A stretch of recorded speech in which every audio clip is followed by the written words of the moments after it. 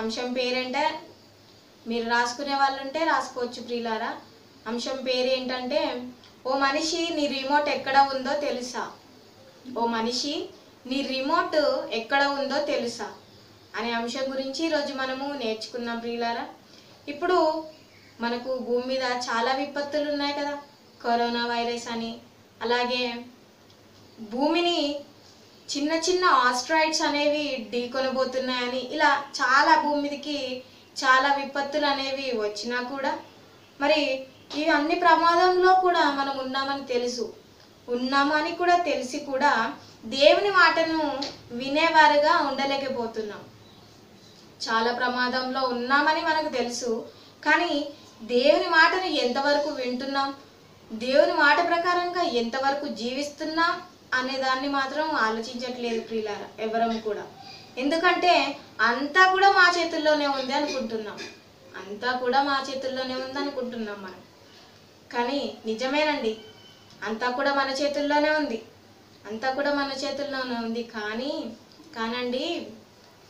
కానీ మనమంట దేవుని చేతిలో ఉన్నామంట.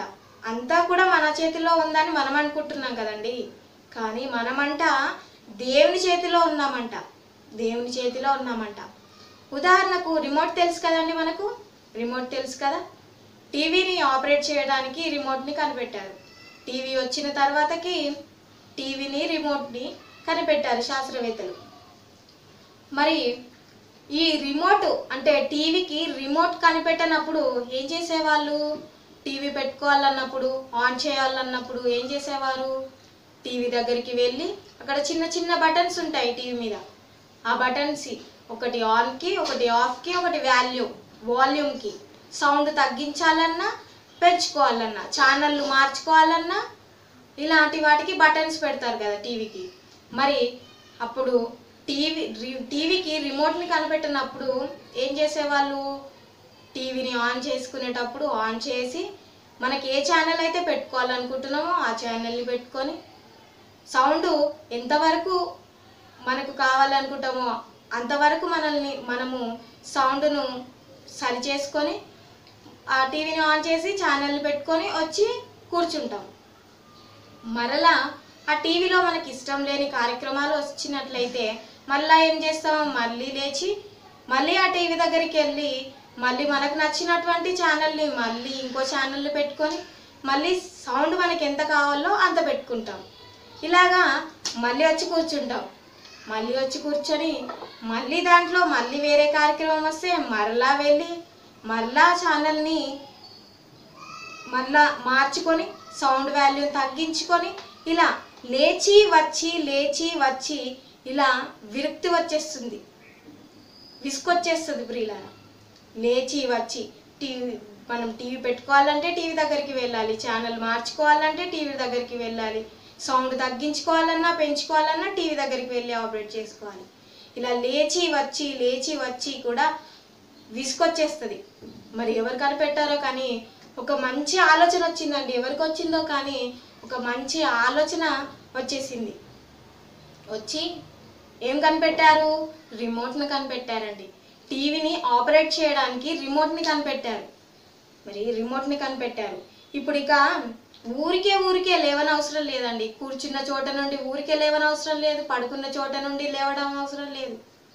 ఎక్కడ ఉన్నామో ఆ చోట నుండే టీవీని కంట్రోల్ చేసే పరికరం వచ్చేసింది. రిమోట్ని కనిపెట్టారు. మరి మంచిగా కాళ్ళ మీద కాళ్ళు వేసుకొని ఇక్కడ నుండి కూర్చొని ఎక్కడో ఉన్న టీవీని ఆపరేట్ చేసే విధంగా రిమోట్ని కనిపెట్టారు ప్రియులారా. మరి రిమోట్ను ఆపరేట్ చేస్తుంటే టీవీలో వచ్చే బొమ్మలు మారిపోతున్నాయి, ఛానల్ మారిపోతుంది. సౌండ్ తగ్గించాలంటే అక్కడికి వెళ్ళనవసరం లేదు. అప్పట్లాగా రిమోట్ వచ్చేసింది కదా, ఇక్కడ నుండే ఆపరేట్ చేయొచ్చు. అంతా కూడా ఛానల్ మార్చుకోవాలంటే కూర్చున్న చోట నుండే మార్చుకోవచ్చు. ఎంత సుఖం వచ్చింది అనుకుంటున్నారు కదా, ఎంత సుఖం వచ్చేసిందండి మనుషులకి. ఆలోచించండి. అదొక్కటే కాదండి, రిమోట్తో పేల్చేసే బాంబులు కూడా వచ్చేసాయి భూమి మీద. వీటిని కూడా కనుక్కున్నారు. రిమోట్తో ఆపరేట్ చేసి బాంబుల్ని పేల్చేసే, అంటే ఎక్కడో బాంబుల్ని పెట్టి ఇక్కడ మన చేతిలో ఉన్న రిమోట్తో ఆపరేట్ చేస్తే అక్కడెక్కడో ఉన్న బాంబు పేలిపోయేలాగా అలాంటి పరికరాన్ని కనిపెట్టారు మనుషులు. మరి ఇలాంటి పరిజ్ఞానం వచ్చేసింది ఈ రోజుల్లో. కార్లకు రిమోట్ వచ్చిందండి, కార్లకు రిమోట్ వచ్చింది, టీవీలకు రిమోట్ వచ్చింది. ఇలాంటి ఆధునికమైన పరికరాలు భూమి మీద మనుషులు కనుగొన్నారు. ప్రియులారా, సుఖాలలోకి వెళ్ళిపోయామనుకుంటున్నారు కదా మనం అందరం కూడా సుఖాలలోకి వెళ్ళిపోయామని అనుకుంటున్నాం. ఈరోజు వ్యవసాయంలో పురుగుల మందు చల్లటానికి కూడా డ్రోన్లు అనేవి వచ్చాయి. ప్రియులారా, అప్పట్లోనైతే వ్యవసాయం చేసేవాళ్ళు రైతులందరూ కూడా పొలంలోకి వెళ్ళి వాళ్ళ చేతులతో కానీ ఇలా మందులు చల్లేవారు, పురుగుల మందులను. కానీ ఇప్పుడు ఏమైందంట, వాటికి డ్రోన్లు వచ్చేసాయి. మరి అంటే అంతగా డెవలప్ అయింది టెక్నాలజీ. డ్రోన్లు అన్ని యంత్రాలే. ప్రతి దానికి మనం ఏదైనా వస్తువు, ఏదైనా పని చేయాలంటే ప్రతి దానికి కూడా ఏదో ఒక పరికరాన్ని కనిపెట్టారు. ప్రియులారా, ఆధునికమైనటువంటి టెక్నాలజీతో ప్రపంచం ఏమవుతుంది, ముందుకు దూసుకెళ్తుంది. ప్రియులారా, ఆధునికమైన టెక్నాలజీతో ప్రపంచం అంతా కూడా ముందుకు దూసుకు వెళ్తుంది.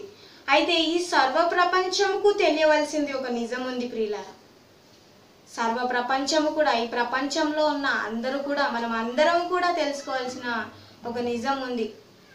అదేంటంటే, రిమోట్తో టీవీని ఆపరేట్ చేయొచ్చు, మనము రిమోట్తో కార్లని ఆపరేట్ చేయొచ్చు, ఎక్కడో ఉన్న బాంబుని రిమోట్తో ఇక్కడ నుండి పేల్చేయచ్చు ఆపరేట్ చేసి. ఇలా రిమోట్ ఎంత గొప్పదో అని మనం మనుషులందరం కూడా తెలుసుకున్నాం కదా. మరి మనల్ని ఆపరేట్ చేసే రిమోట్ కూడా ఉందని గ్రహించాలి. మనం టీవీని ఆపరేట్ చేయొచ్చు రిమోట్తో, కార్లని ఆపరేట్ చేయొచ్చు, బాంబులని పేల్చొచ్చు, పురుగుల మందు చల్లడానికి, పొలంలో పురుగుల మందులను చల్లడానికి డ్రోన్లు వచ్చాయి, అది కూడా రిమోట్తో చేయొచ్చు. మరి ఈ విధంగా మనము భూమి మీద ఉన్నటువంటి ఆధునిక పరికరాలను రిమోట్ ద్వారా మనము ఆపరేట్ చేయొచ్చు అని, ఇది మనిషికి చాలా గొప్పది అని మనం తెలుసుకున్నాం. ప్రియులారా, గొప్పది అని తెలుసుకున్నాం. అంటే రిమోట్ అనేది మనిషికి ఎంత గొప్పదో ఈరోజు మనిషి తెలుసుకున్నాడు. మరి మనల్ని నడిపించేటువంటి రిమోట్ కూడా ఉంది కదా, అది తెలియాలి మనిషికి. మనల్ని నడిపించేటువంటి రిమోట్ కూడా ఉందని అది గ్రహించాలి మనిషి. మరి ఈ లోకానికి పంపించేటప్పుడు దేవుడు మనల్ని మట్టి మనుషులుగా పంపించాడు. మట్టి మనుషులుగా. ప్రియులారా, ఈ లోకానికి పంపించేటప్పుడు దేవుడు మనల్ని మన జేబులోనో మన కడుపులోనో లేకపోతే మన చేతిలోనో ఇంకొక మరి ఒక రిమోట్ పెట్టి మనల్ని భూమి మీదకి పంపించలేదు. ప్రియులారా, ఆ రిమోట్ని పెట్టి మనకి భూమి అంతా తిరిగిరా, ప్రపంచం అంతా తిరిగి నా దగ్గరికి వచ్చేసాయ్యా అని చెప్పలేదు దేవుడు. మనకి ఏ రిమోట్ కూడా పెట్టలేదు. ఉట్టి మట్టి మనుషులుగా మనల్ని భూమి మీదకి పంపించాడు దేవుడు. ఇక్కడున్న మనుషులని అక్కడ నుండి ఆపరేట్ చేస్తున్నాడు దేవుడు. ఆయన చేతిలో ఉంది మన రిమోట్. ప్రియులారా, ఆలోచించండి, దేవుడు ఏం చేశాడంటే మట్టి మనుషులుగా భూమి మీదకి మనల్ని పంపించాడు, మట్టి మనుషులుగా. మరి ప్రతి వాడి రిమోట్ ఆయన చేతిలో ఉందంటున్నాడు. ప్రతి వాడి రిమోట్ అంటే నా రిమోట్ కావచ్చు, నీ రిమోట్, అందరి రిమోట్, ప్రపంచంలో భూమి మీద ఉన్న మనుషులందరి రిమోట్ కూడా తండ్రి అయిన దేవుడి దగ్గర ఉంది. ప్రియులారా, అంటే టీవీలో వచ్చే కార్యక్రమాలు చూస్తున్నప్పుడు మనకు నచ్చింది ఏదైనా వస్తే మనము రిమోట్తో ఆపరేట్ చేస్తాం కదా, అలాగే మన రిమోట్ కూడా దేవుడి చేతిలో ఉంది.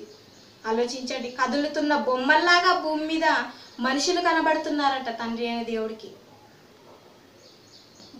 మన టీవీలోనైతే బొమ్మలు కానీ ఇట్లాంటి కార్యక్రమాలు కానీ మనకి ఎలా బొమ్మల్లాగా కనిపిస్తున్నాయో టీవీ ఛానల్లో, అలాగా మనము ఎలా కనిపిస్తున్నామంట దేవుడికి. అక్కడ ఆయన రిమోట్ కంట్రోల్ చేసేటప్పుడు బొమ్మల్లాగా, కదులుతున్న బొమ్మల్లాగా భూమి మీద ఉన్నటువంటి మనుషులు తండ్రి అయిన దేవుడికి కనిపిస్తున్నారంట. ప్రియులారా, దేవుడు పైనుండి చూస్తుంటే తెరలాంటి ప్రపంచం మీద, భూమి మీద కదులుతున్న మనుషుల్లో మనము కనిపిస్తున్నాం అన్నమాట.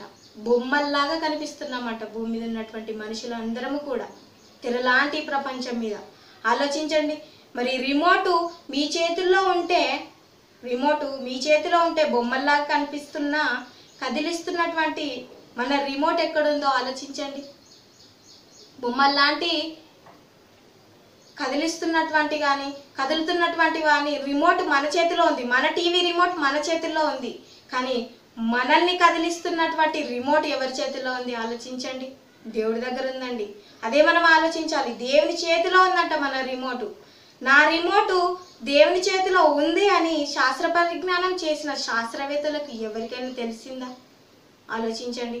నా రిమోటు దేవుడి దగ్గర ఉంది. నా క్రియలన్నీ, నేను చేసే పని అంతా కూడా దేవుడు అక్కడ తన రిమోట్తో ఆపరేట్ చేస్తున్నాడు అనే ఆలోచన ఎవరికైనా శాస్త్ర పరిజ్ఞానం చేసిన వాళ్ళకి, అంటే శాస్త్రవేత్తలకు ప్రియులారా, ఎవరికైనా ఈ ఆలోచన కలిగిందంటారా?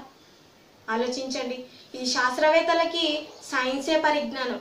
అంటే ఈ శాస్త్రవేత్తలు వాళ్ళు కనిపెట్టే వస్తువులన్నిటికి కూడా అవే విజ్ఞానం అనుకుంటారు, అవే పరమార్థం అనుకుంటారు. వాళ్ళు కనిపెట్టిన వస్తువులే వారికి పరమార్థం, వాళ్ళ బ్రతికే వాళ్ళకు శాశ్వతం.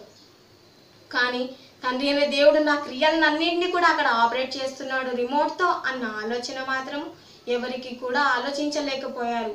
ఆ జ్ఞానం కూడా లేకుండా పోయింది ప్రియులారా. ఆలోచించండి. మరి భూమి మీద ఈ సమాజంలో మనిషి అయినటువంటి వాడు దేవుడికి నచ్చిన విధంగా ఉంటున్నాడా లేడా అన్న దానిని కూడా ఆలోచించాలి కదా. ఆలోచించాలి. మరి ఈ విషయం ఆధునిక మనుషులకు తెలిసిందా? నా రిమోట్ దేవుడి దగ్గర ఉంది, మరి నేను చేసే ప్రతి ఒక్క పని కూడా ఆయనకు తెలిసి ఉంటుంది. తన తెరపైన, ప్రపంచం అనే తెరపైన తనకు కనబడుతూ ఉంటుంది తండ్రి అయిన దేవుడికి అని ఆలోచించిందా సమాజం? ఆలోచించండి ప్రియులారా. భూమి మీద కనిపెట్టిన వాటన్నిటికి కూడా శాస్త్రవేత్తలు అన్నీ అవే, మాకు అవే పరిజ్ఞానం, అవే విజ్ఞానం, అవే శాశ్వతం అని అనుకుంటున్నారు. కానీ దేవుడు తన రిమోట్ దేవుడి చేతిలో ఉందన్న ఆలోచన మాత్రం కలిగి లేకపోయాడు ప్రియులారా. మరి ఆలోచించండి. అదే విధంగా వీళ్ళకి బ్రతికే శాశ్వతం అనే విధంగా శాస్త్రవేత్తలు అనుకుంటారు. మరి ఈ రిమోట్ అనేది, నీ బ్రతుకు రిమోట్ అనేది దేవుడి చేతిలో ఉందన్న ఆలోచన మాత్రం లేకుండా పోయింది మనుషులు ఎవరికి కూడా. మరి కానీ ఏ వసతులు, ఏ ఆధునిక వసతులు లేని కాలంలో ఒక వ్యక్తి వీటన్నిటినీ కూడా గమనించినటువంటి ఒక మహానుభావుడు, ఒక మంచి అద్భుతమైన వ్యక్తి బైబిల్లో మనకున్నాడు. ఒకసారి కీర్తనల గ్రంథం 31వ అధ్యాయం 15వ వచనం తీసి చూడండి. కీర్తనల గ్రంథం 31వ అధ్యాయం 15వ వచనం ప్రియులారా. ఆయన పుట్టినటువంటి కాలంలో, ఆయన జీవించినటువంటి కాలంలో ఏ ఆధునిక పరికరాలు కూడా లేని వసతులు, ఏ వసతులు లేని కాలంలో ఆయన పుట్టినప్పుడు ఆయన వీటన్నిటిని కూడా గమనించి ఏమంటున్నాడో చూడండి ఒకసారి. కీర్తనల గ్రంథం 31వ అధ్యాయం 15వ వచనం. నా కాలగతులు నీ వశంలోనున్నవి, నా శత్రువుల చేతిలో నుండి నన్ను రక్షింపుము, నన్ను తరుము వారి నుండి నన్ను రక్షింపుము అంటున్నాడు దావీదు గారు. దావీదు గారండి, దావీదు గారు రాసిన కీర్తన ఇది. ఆలోచించండి ఏమంటున్నాడు దావీదు గారు. ఇదంతా కూడా గమనించి ఏమంటున్నాడు, ఆయన రిమోట్ ఎవరి దగ్గర ఉందని గమనించి అంటున్నాడు, నా కాలగతములు నీ వశములోనున్నవి తండ్రి అంటున్నాడు. అంటే మన కాలగతులు అన్నీ కూడా, మన బయోడేటా మొత్తం కూడా ఎవరి దగ్గర ఉందంట? ఈ రిమోట్ అంతా తండ్రి అయిన దేవుడి చేతిలో ఉంది అని చెప్తున్నాడు.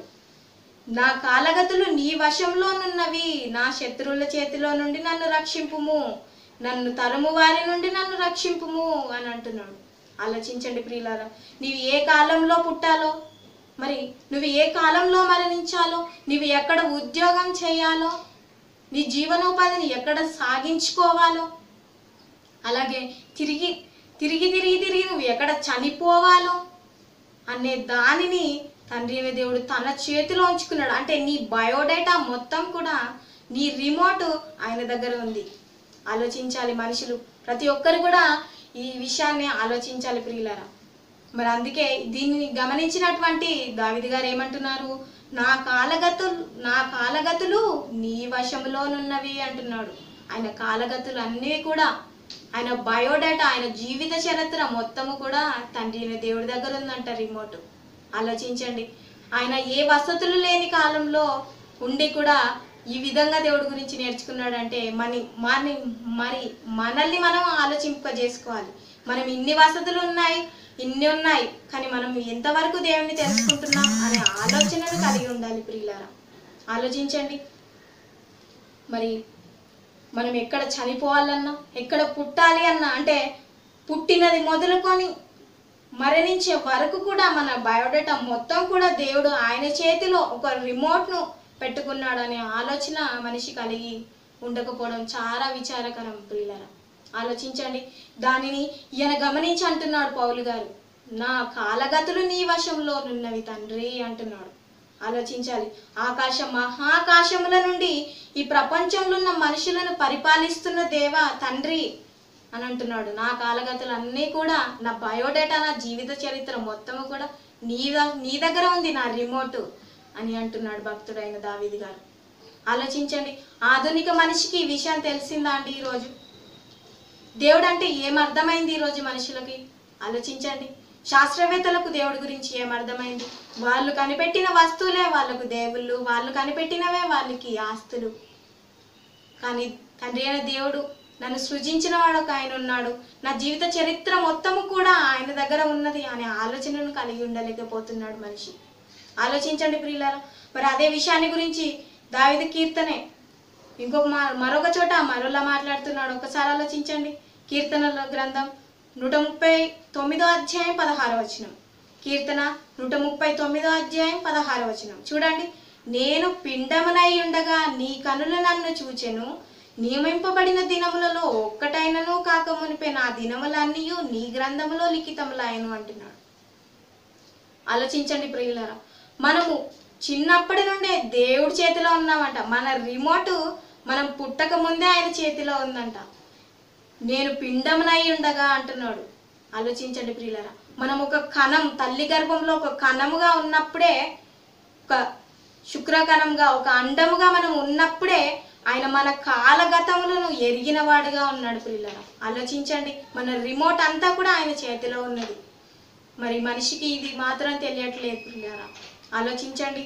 మన రిమోట్ ఆయన చేతిలో ఉందని, మరి మనకు నచ్చినట్టుగా మనం బ్రతికితే ఆయన ఊరుకోడనే ఆలోచన మాత్రం ఎవరికి కలగటం లేదు. మరి ఇకనైనా మనం దానిని అర్థం చేసుకునే వారిగా ఉండాలి. తండ్రిని అర్థం చేసుకునే వారిగా ఉండాలి. ఆయన మనసు అయినటువంటి బైబిల్ని మనకి ఇచ్చాడు కదా, దాన్ని వింటూ చదువుకుంటూ నేర్చుకుంటున్న మనము చేస్తున్న పనులు ఏంటండి? ఆలోచించండి ప్రియులారా. అందుకే దావీదు గారు అంటున్నాడు, నేను పిండమునై ఉండగా నీ కనులు నన్ను చూచెను అంటున్నాడు. నియమింపబడిన దినములలో ఒక్కటైనా కాక మునిపే నా దినములన్నీ నీ గ్రంథంలో లిఖితములాయన అంటున్నాడు. ఆయన మన గురించి ఎప్పుడో తన గ్రంథంలో లిఖితపరుచుకున్నాడు, అంటే రాసుకున్నాడు ప్రియులారా. మన రిమోట్ తండ్రి అయిన దేవుడి దగ్గర ఉందన్న ఆలోచనను మేము కలిగి ఉండాలి. మన టీవీ రిమోట్ మన చేతిలో ఎలాగైతే మనకి ఇష్టమైన ఛానల్ పెట్టుకుంటున్నాం, వాల్యూమ్ ఎంత కావాలంటే అంత పెట్టుకుంటున్నాం సౌండ్ని. ఏ కార్యక్రమం నచ్చితే ఆ కార్యక్రమం చూడాలని ఛానల్ని ఇక్కడ నుండి ఇక్కడ కూర్చొని అక్కడున్న టీవీని ఆపరేట్ చేసుకుంటున్నాం. మరి ఇదే విధంగా మనల్ని కూడా ఇక్కడ ఉన్న భూమి మీద ఉన్న మనుషులని తండ్రి అయిన దేవుడు, పరలోకంలో ఉన్నటువంటి కన్న తండ్రి అయిన దేవుడు మన రిమోట్ ఆయన చేతిలో పెట్టుకొని మనల్ని ఆపరేట్ చేస్తున్నాడు ప్రియులారా. మన రిమోట్ ఆయన దగ్గర ఉందన్న విషయాన్ని మనం గ్రహించాలి. అలాగే మరి దేవుడు మనల్ని ఎలా చేశాడో చూద్దామా? ఎలా చేశాడో అంటే మనల్ని ఎలా చేయాలని ఆయన ప్రణాళికను చూద్దామా? ఆదికాండం 1వ అధ్యాయం 26వ వచనం ప్రియులారా. ఆదికాండం 1వ అధ్యాయం 26వ వచనం. దేవుడు మన స్వరూపమందు మన పోలిక చొప్పున నరులను చేద్దాము. ఆయన ఒక ప్లానింగ్ తోని మనల్ని చేసుకున్నాడు. ఆ ప్లానింగ్ ప్రకారంగా మన రిమోట్ ఆయన దగ్గర పెట్టుకున్నాడు. నేను ఎలా ఉన్నానో, నా లక్షణాలు ఎలా ఉన్నాయో, నేను ఎలా ఉన్నానో నా పిల్లలు కూడా అలా ఉండాలని దేవుడి ఉద్దేశం. కాబట్టి ఆ ప్లానింగ్ ప్రకారము తండ్రి దేవుడు మనల్ని కలుగజేశాడు భూమి మీద. ఎలాగా? దేవుడు మన స్వరూపమందు ఆయన స్వరూపమందు ఆయన పోలిక చొప్పున మనల్ని కలుగజేసుకున్నాడు. ఆయన లాగా ఉండటానికి ఆయన ఏవైతే లక్షణాలు కలిగి ఉన్నాడో, ప్రేమ, జాలి, కనికరం, ఆ విధంగా మనం ఉండాలని. మరి మనం అలా ఉన్నామా లేదా అన్నది ఆలోచించాలి. అలాగే ఎలా సృజించాడు మనల్ని చూడండి. ఆదికాండం 2వ అధ్యాయం 7వ వచనం. ఆదికాండము 2వ అధ్యాయము 7వ వచనం. దేవుడైన యెహోవా నేలమంటితో నరుణ్ణి నిర్మించి వాని నాసిక రంధ్రములో జీవవాయువును ఊదగా నరుడు జీవాత్మ ఆయను. అబ్బా, ఎంత గొప్ప మాట అండి. ఆలోచించండి ప్రియులారా. దేవుడైన యెహోవా నరుణ్ణి ఎలా తీశాడు? నేలమంటితో. నీలమంటితో నరుని నిర్మించి వాని నాసిక రంధ్రములలో జీవవాయువును ఊదగా నరుడు జీవాత్మ అయిందంట. ఎలా రెడీ చేశాడో చూడు తండ్రి అయిన దేవుడు మనల్ని. ఆలోచించండి ప్రియులారా. మరి ఇంత గొప్పగా తనకు నచ్చిన విధంగా తండ్రి అయిన దేవుడు తన లక్షణాలతోని తన స్వరూపమందు తన పోలిక చొప్పున నరులను చేసుకున్నాడు. మన రిమోట్ ఆయన దగ్గర పెట్టుకున్నాడు. కానీ మనం ఏం చేస్తున్నాం ప్రియులారా? ఈ భూమి మీదకి వచ్చి ఈ లోకాశలతోనే బ్రతుకుతున్నామే తప్ప మరి కన్న తండ్రి అయిన దేవుడికి ఇష్టమైన పనులు ఎంతవరకు చేస్తున్నాం ఆలోచించండి. ఆలోచించాలి. ఈ విధంగా నరుణ్ణి దేవుడు నిర్మించి మన రిమోట్ని ఆయన చేతిలో పెట్టుకున్నాడు. మరి శ్రమలు వచ్చినా తట్టుకుంటున్నామే తప్ప భూమి మీద ఉండి ఎన్ని విపత్తులు కానీ ఎన్ని శ్రమలు వచ్చినా ఈ భూమి మీదనే ఉండాలని కోరుకుంటున్నామే తప్ప మరి నా తండ్రి అయిన దేవుడు నా కోసం ఎదురు చూస్తున్నాడు అనే ఆలోచన మాత్రం ఎవరము కూడా కలిగి ఉండటం లేదు. ఎంత బాధాకరం ప్రియులారా. ఆలోచించండి. శ్రమలు వచ్చినా తట్టుకుంటున్నామే తప్ప ఆ శ్రమలలో దేవుడా అని మనము అనటం లేదు. ఆలోచించండి. అంత గొప్పగా మనల్ని సృజించి ఆయన చేసుకుంటే తన పోలిక చొప్పున మరి మనం ఎలా ఉన్నామో ఆలోచించండి ప్రియులారా. అందుకే దీనిని గమనించినటువంటి దావీదు గారు ఏమంటున్నాడు కీర్తనల గ్రంథంలో కీర్తన 139:16 ఏమంటున్నాడు? నా కాలగతులు నీ వశంలోనున్నవి, నన్ను నా శత్రువుల చేతిలో నుండి నన్ను రక్షింపుము, నన్ను తరుము వారి నుండి నన్ను రక్షింపుము అంటున్నాడు. ఇది గమనించినటువంటి దావీదు గారు ఈ మాట అంటున్నాడు ప్రియులారా. మరి ఆయన వలె మనం ఆలోచన చేయగలుగుతున్నామా? ఏ వసతులు లేని కాలంలో ఉండి కూడా ఆయన తండ్రి అయిన దేవుడిని ఇంత బాగా తెలుసుకున్నాడు. మరి అన్ని వసతులు ఉండి అన్ని సదుపాయాలు ఉండి కూడా మనం ఎంతవరకు దేవునిలో ఉన్నామో ఆలోచించండి. ఆలోచించాలి ప్రియులారా. మనుషులకు జీవం ఇచ్చే భావం దేవుడిలోనే ఉంది. మన రిమోట్ ఆయన చేతిలో ఉంది ప్రియులారా. మన రిమోట్ ఆయన చేతిలో ఉంది. మనుషులు చనిపోతున్నారంటే మన రిమోట్ అక్కడ పైనుండి తండ్రి అయిన దేవుడు ఆపరేట్ చేస్తున్నాడు అని అర్థం. మనుషులందరూ భూమి మీద ఒక్కొక్కరు చనిపోతున్నారు అంటే ఆ మనుషుల రిమోట్ తండ్రి అయిన దేవుడు ఆపరేట్ చేస్తున్నాడు, అక్కడ నుండి ఆపరేట్ చేస్తున్నాడు అని అర్థం. మీ టీవీలో బొమ్మ కనపడాలి అన్నా కనపడకూడదు అన్నా అలాగే కదలాలి అన్నా మాట్లాడాలి అన్నా ఆ రిమోట్ మన చేతిలో ఉంటుంది కదా. ఇప్పుడు మన టీవీ ఉంది కదండి, ఆ టీవీలో బొమ్మ కనబడాలన్నా అది కదలాలి అన్నా ఆ సౌండ్ తగ్గాలి అన్నా పెరగాలి అన్నా ఆ రిమోట్ ఎవరి దగ్గర ఉంటుంది? మన టీవీ కాబట్టి మన దగ్గర ఉంటుంది ఆ రిమోట్. మరి అలాగనే దేవుడు ఈ లోకానికి మనల్ని పంపించి బొమ్మల్లాగా మనల్ని కదిలించి మట్టి బొమ్మలకి ప్రేమ, దయ, కనికరం ఇలాంటి అన్ని ప్రేమానుబంధాలను ఏర్పరిచాడు మనకు. ఆలోచించండి ప్రియులారా. మనల్ని భూమి మీదకి పంపించి బొమ్మల్లాగా కదులుతున్న మనల్ని భూమి మీదకి పంపించి మరి మనల్ని బొమ్మల్లాగా కదిలించి మట్టి బొమ్మలకి ఏం నేర్పించాడు? ప్రేమ, దయ, కనికరం, జాలి ఇటువంటి అన్నీ కూడా ప్రేమానుబంధాలను ఏర్పరిచాడు. అంటే అన్న, చెల్లి, అక్క, తమ్ముడు, మామ, అత్త, బాబాయ్, పిన్ని, అమ్మ, నాన్న ఇలాంటి ప్రేమానుబంధాలను మన కొరకు తండ్రి అయిన దేవుడు ఏర్పరిచాడు ప్రియులారా. మరి ఇలా ఏర్పరిచిన వాటిలో మనము అక్కని ఎలా పిలవాలో అలా పిలవాలి. ఏ వరుసలో అంటే నాన్న వరుసలో అక్కని ఎలా పిలవాలో అలా పిలవాలి. అమ్మ వరుసలో అత్తని ఎలా పిలవాలో అలా పిలవాలి. అంటే ఏ వరుసలో ఎవరిని ఎలా పిలవాలో అలా పిలవాలి. అది మించి తప్పుగా మాట్లాడామంటే వాయి వరుస లేకుండా తిట్టారు అనేసి గొడవలు అయిపోతాయి. అంటే ఇలాంటి బంధాలను తండ్రి అయిన దేవుడు ఏర్పరిచాడు. అంటే ఎవరెవరికి నువ్వు ఎలా మర్యాద ఇవ్వాలో తండ్రి అయిన దేవుడు భూమి మీదకి వచ్చే ముందు మనందరికీ కూడా ఆయన నేర్పించాడు ప్రియులారా. అంటే మన రిమోట్ని అక్కడ ఆయన కంట్రోల్ చేస్తున్నాడు. ఇప్పుడు తమ్ముడు అన్న ఉన్నాడు అనుకోండి, ఉదాహరణకు తమ్ముడు అన్న ఉన్నారనుకోండి, తమ్ముడు అన్నని ఎలా పిలవాలో అన్నానే పిలవాలి కదా, అన్నానే పిలవాలి. ఒరేయ్ పోరా అది ఇదనంటే అది తప్పు కదండి. పెద్దవాళ్ళకి ఇచ్చే మర్యాద పెద్దవాళ్ళకి ఇవ్వాలి. అలాగే తమ్ముడిని అన్న ఎలా పిలవాలి, తమ్ముడు అలా ఇలా అని పిలవాలి. అంటే ఎవరి మర్యాద వాళ్ళకి ఇవ్వాలి.